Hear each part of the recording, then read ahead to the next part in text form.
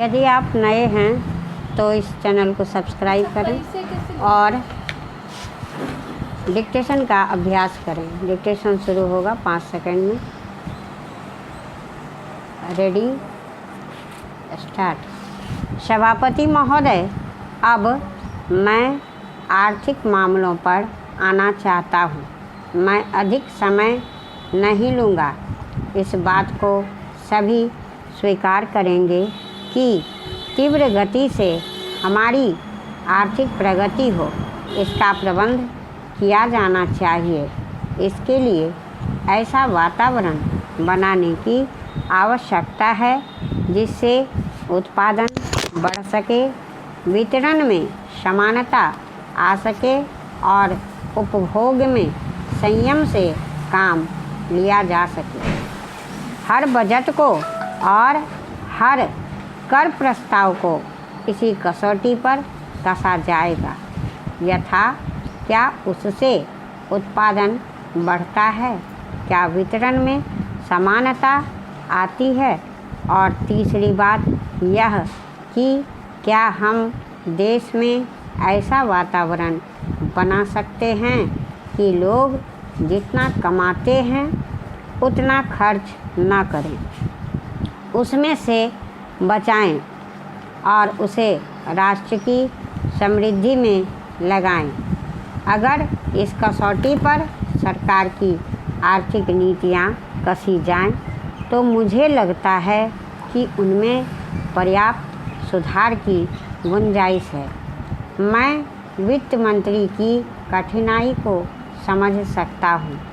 विकास की आवश्यकता अधिक धन की मांग करती है। राज्य सरकारें अधिक टैक्स लगाने के लिए तैयार नहीं हैं। वे केंद्र से कर्जा लेकर अपना काम चलाती हैं। वहाँ कोई वित्तीय अनुशासन नहीं है। यह सारा बोझ केंद्र को उठाना पड़ेगा और केंद्रीय सरकार कठिनाई में पड़ेगी। इसलिए मैं समझता और सुझाव को दोहराना चाहता हूँ कि राज्यों को इस संबंध में निर्देश दिया जाना चाहिए। संविधान के अंतर्गत केंद्र इस राज्यों को निर्देश दे सकता है कि वह अपने साधनों के अंतर्गत अपने खर्च को चलाएं। केंद्र के कर्ज पर निर्भर नहीं रहना चाहिए। विशेष परिस्थितियों में कर्जा लिया जा सकता है, लेकिन कर्जा लेकर अपना काम चलाना यह उनका स्वभाव नहीं बनना चाहिए।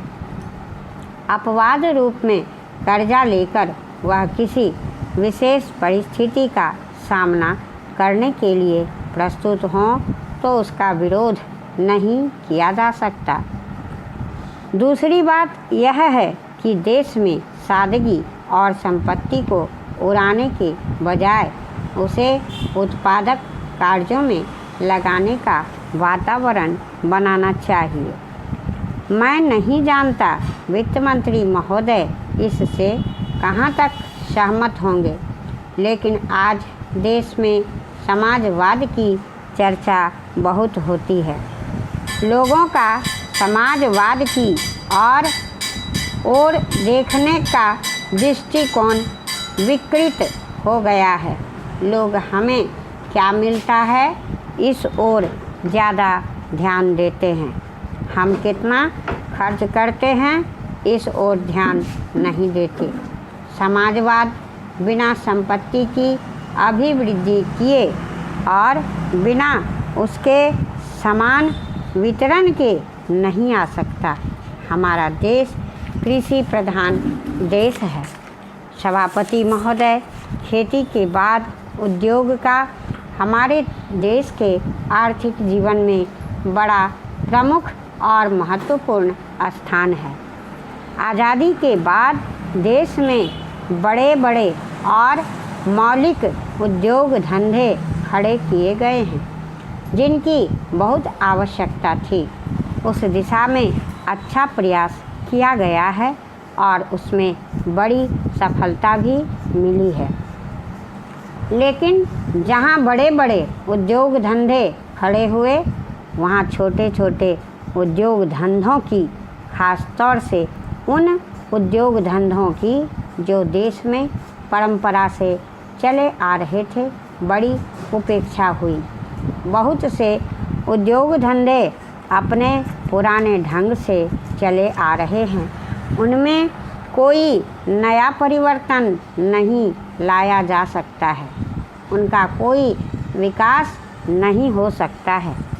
देश की स्थिति को देखते हुए खास तौर से ग्रामीण क्षेत्रों में कौन से नए उद्योग धंधे खड़े किए जा सकते हैं, इस बारे में कोई अनुसंधान नहीं किया गया है।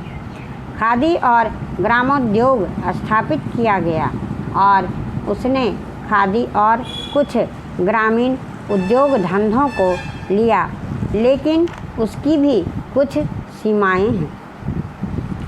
बहुत से उद्योग धंधे ऐसे हैं जिनको प्रोत्साहन दिया जाना चाहिए था, लेकिन प्रोत्साहन देना तो दूर रहा, ऐसी नीति अपनाई गई कि उनके काम में बाधा पैदा हुई और उनमें बहुत से टूट गए।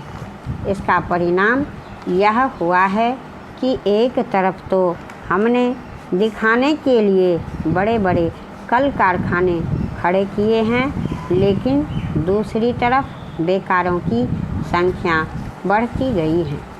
आज यह समस्या एक भीषण रूप में हमारे सामने आई है।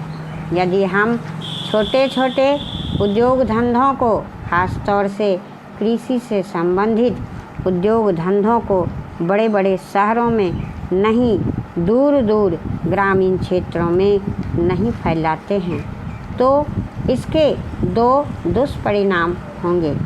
एक तो उद्योगों का केंद्रीयकरण होगा, दूसरे शहरों की आबादी बढ़ेगी, जिससे अनेक जटिल समस्याएं पैदा होंगी। इससे हर एक आदमी को काम नहीं मिलेगा और हमारे जो पुराने उद्योग धंधे जीवन से संबंधित सामग्रियां तैयार करते हैं, उन पर बुरा असर पड़ेगा। लेकिन सरकार की ऐसी नीति रही है कि उनमें से बहुत से उद्योग धंधे समाप्त होते जा रहे हैं, जिसका नतीजा यह है कि इस उद्योग में लगे हुए आदमी बेकार हो रहे हैं। मैं चाहूँगा कि सरकार ऐसे उद्योग धंधों को अधिक प्रोत्साहन देने का प्रयत्न करे। कांग्रेस दल का, प्रजा समाजवादी दल का और साम्यवादी दल को छोड़कर दूसरे दलों का जहाँ तक संबंध है, हम इस मौके पर सरकार का समर्थन देशभक्ति की भावनाओं से करते हैं और साम्यवादी दल इस नीति का समर्थन चीन की भक्ति की भावनाओं से कर रहे हैं। उपाध्यक्ष महोदय, मैं मानती हूँ कि बहुत से जो हमारे भाई हैं, उनकी तरफ से शिकायतें आई हैं और यहाँ बातचीत चलती रहती है कि हम अपने इलाके में सफाई बंद कर देंगे, परंतु यह विषय स्वायत्त शासन संस्था के सहयोग से नहीं हो पा रहा है जैसी कि हमें आशा है। और मैं समझती हूँ कि राजनीतिक दल स्वास्थ्य के विषय में ध्यान रखते हैं, क्योंकि यह मानवता के लिए बहुत ज़रूरी है और इसमें राजनीति का कोई रंग नहीं आना चाहिए, ऐसी मेरी आशा है। मैं अनुरोध करूंगी कि सदस्यों की जो समस्याएं हैं, उनको ध्यान में रखते हुए दिल्ली प्रशासन कोई ऐसी नीति अपनाने की कोशिश करे जिससे नगर निगम का यदि कोई काम हो तो उस विषय में हमारा नगर निगम से एक सहयोगपूर्ण वातावरण पैदा हो, मगर इस वातावरण में राजनीति न आने पाए।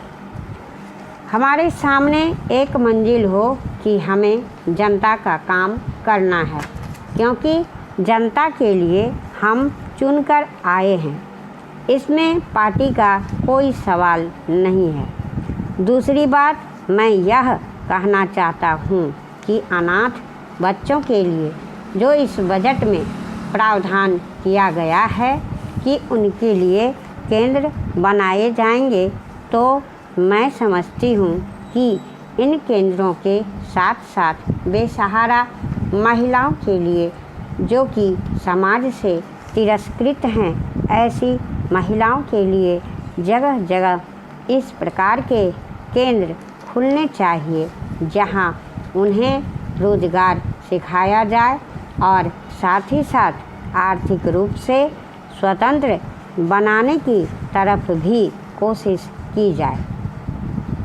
इस विषय में मेरा एक सुझाव है कि जो बच्चे अनाथ हैं, जो बेसहारा महिलाएं हैं, उनकी तरफ हमारी पूरी कोशिश होनी चाहिए कि जो अनाथ बच्चे हैं, जो समाज से तिरस्कृत हैं, जिनको अवहेलना की दृष्टि से देखा जाता है, उनके लिए केंद्र बनाए जाएं और उन केंद्रों में वह अधिकारी रखे जाएं जिनके संरक्षण में वह कार्य सीखें, पढ़ें, लिखें। यदि इसमें बाहर के सदस्य हों तो वे ऐसे होने चाहिए जिनका जीवन सरकारी सेवा में ही बीता हो। ऐसे योग्य लोगों से सहायता लीजिए।